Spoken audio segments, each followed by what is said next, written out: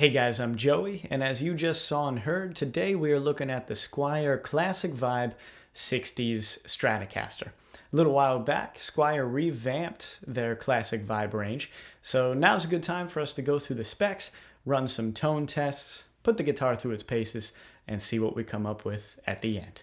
Let's get to it.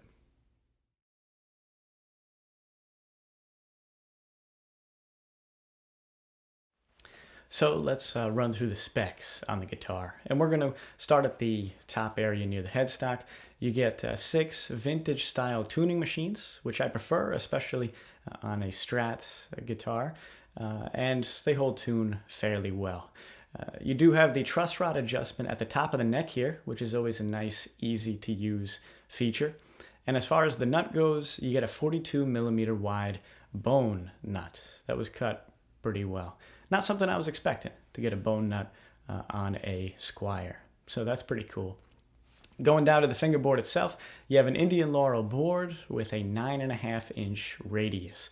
21 narrow tall frets, and just like the nut, they were also cut very well and shaped well. Also, no sharp fret ends. They were rounded off very nicely. As you would expect with a Strat, 25.5-inch scale length.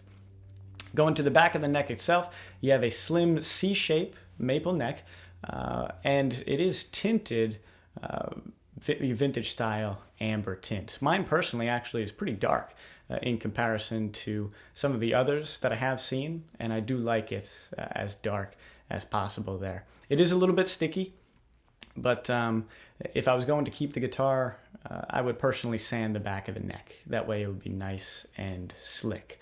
Just as an interesting point, I'm not sure if it's just mine or if it's all these 60s Strats, but the maple that they used for my neck actually has some nice figuring on it as well. So that's kind of a nice added plus.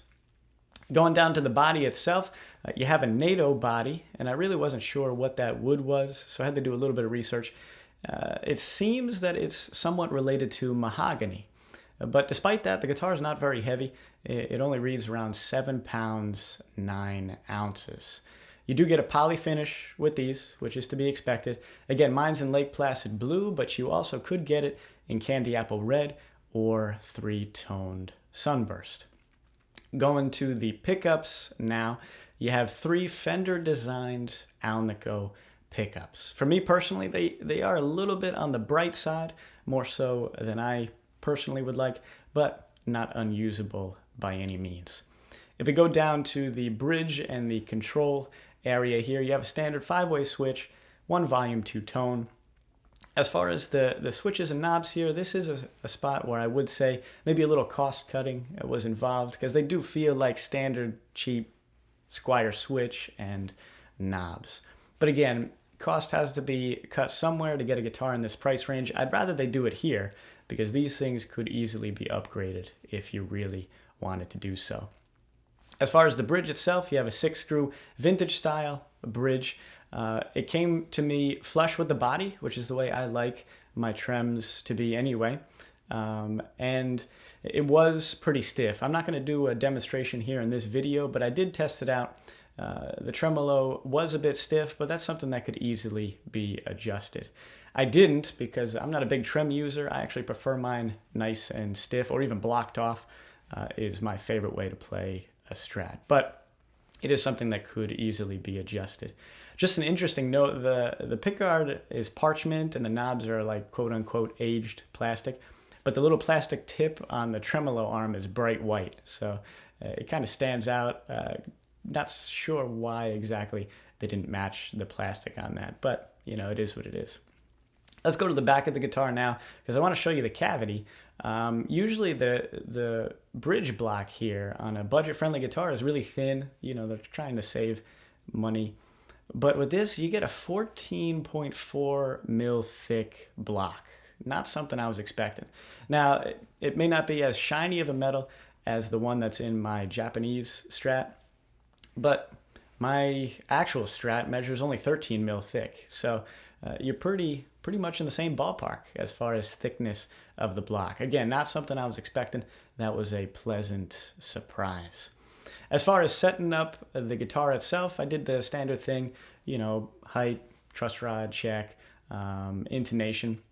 As I said earlier, I did change the strings because to me, it came with 9s, and this guitar really needed 10s. Again, that's just a personal preference of mine, but as soon as I changed the strings, the guitar really came alive and was playing exactly the way that I wanted it to. So just something worth noting. Well, guys, that's the specs. Let's run through some tone tests now. Our signal chain is just like it always is. We got the guitar into my Line 6 Helix for a few stomp box effects. Our slight compression, clean boost, and gain pedal will be coming from there. And our amp simulation and reverb will be coming from Guitar Rig.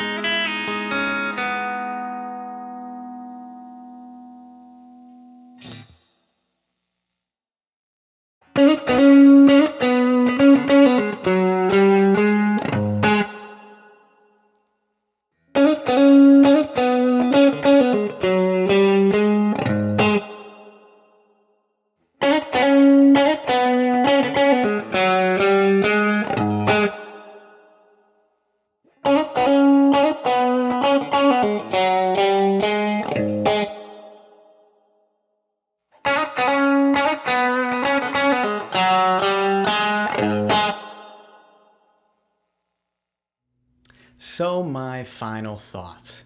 Strats are very, very important to me. It's been my main style of guitar for many years, and I gotta say, this one holds up pretty well. It's got great feel, especially for being a Squier, and at the price point that it's at.